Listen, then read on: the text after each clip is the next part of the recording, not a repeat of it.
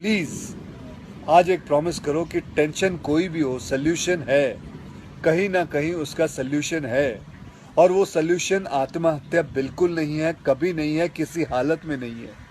देखो, मैं कितना भी ज्ञान दे दूं, सोचना आपको खुद ही है कि आपकी जान आपकी सबसे कीमती चीज है।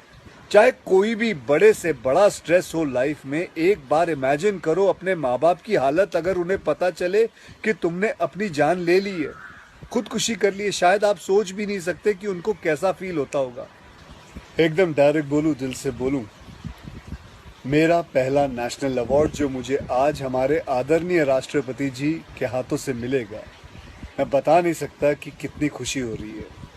आपको पता है, जिस दिन इस नेशनल अवार्ड की अनाउंसमेंट हुई थी ना, उस दिन मैं अपनी माँ से बात करते हुए अपने बचपन का एक दिन याद कर रहा था, जिस दिन एग्ज़ाम का रिजल्ट आया था और मेरे मार्क्स बिल्कुल अच्छे नहीं थे। आप लोगों से झूठ नहीं कहूँगा, मैं उस कक्षा में फेल हो गया था।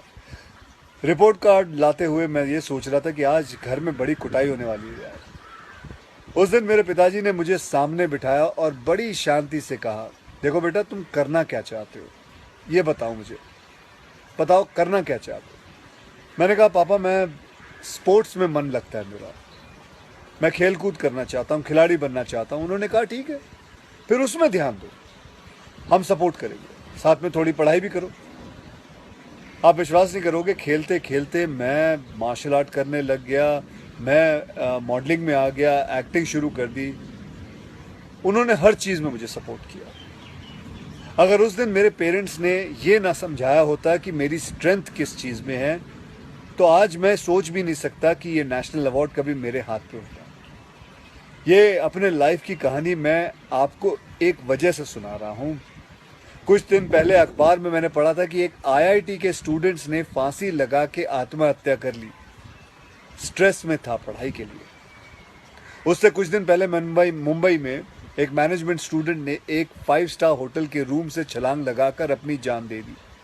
एग्जाम में फेल हो गया था। मैं कहीं ये भी पढ़ रहा था कि करीब 8 लाख लोग हर साल वर्ल्ड में अपनी जान खुद ले लेते हैं और उसमें तकरीबन 1.5 लाख लोग सिर्फ हिंदुस्तान से होते हैं। और यंग लोगों में आत्महत्या के सबसे बड़े कारण जो होती है वो होती है पढ़ाई या फिर रिलेशनशिप का स्ट्रेस। क्यों? तुम्हारी जान एक एग्जाम के मार्कशीट से सस्ती हो गई है? नहीं। ऐसा क्या पढ़ाई कर रहे हो? इससे तो देश के लिए सरहद पे जाके जान लगा दो दांव पे। चाहे कोई भी बड़े से बड़ा स्ट्रेस हो लाइफ में, एक बार इमेजिन करो अपने माँ बाप की हालत अगर उन्हें पता चले कि तुमने अपनी जान ले ली है, खुदकुशी कर ली है। शायद आप सोच भी नहीं सकते कि उनको कैसा फील होता होगा। मान लिया कि आपका स्ट्रेस बहुत बड़ा है, पर इतने हल्के में मत लो अपनी लाइफ को यार। आपको पैदा करने वालों को जिंदगी का सबसे बड़ा दुख दे के मत जाओ। और पेरेंट्स से भी यही कहूंगा, यही पूछना चाहूंगा कि कहाँ गए वो ज़माना, कहाँ गया वो ज़माना जब आप लोग अपने बच्चों के साथ डिनर टेबल पे बैठ के बातें किया करते थे, पूछा करते थे कि कैसा चल रहा है, आपके दोस्त कैसे हैं, पढ़ाई कैसी चल रही है। आज आपका बच्चा आपको अपना स्ट्रेस कैसे बताएगा जब आप भी अपने फ़ोन में आंखें गाड़ के बैठे हो और आपका बच्चा भी फेसबुक पे फ्रेंड्स ढूंढ रहा है। ऐसा क्यों होता है कि जब बच्चे को हाथ पांव पे चोट लगती है तो आप फट से डॉक्टर को बुला लेते हो, लेकिन अगर उसे दिमाग में स्ट्रेस हो तो हम बस एक लेक्चर झाड़ देते, कहते थे बेटा नो, थिंक पॉजिटिव बेटा, थिंक पॉजिटिव। मेंटल हेल्थ के लिए भी डॉक्टर या काउंसलर से हेल्प लेना उतना ही ज़रूरी है जितना और किसी तकलीफ के लिए। इसमें कोई शर्म की बात नहीं है। देखो, मैं कितना भी ज्ञान दे दूं, सोचना आपको खुद ही है कि आपकी जान आपकी सबसे कीमती चीज़ है। कोई स्ट्रेस आए ना तो उसको बोल देना बहुत अच्छा है। अपने अंदर घुलना, उसको अंदर रखना, दबा के रखना बिल्कुल नहीं।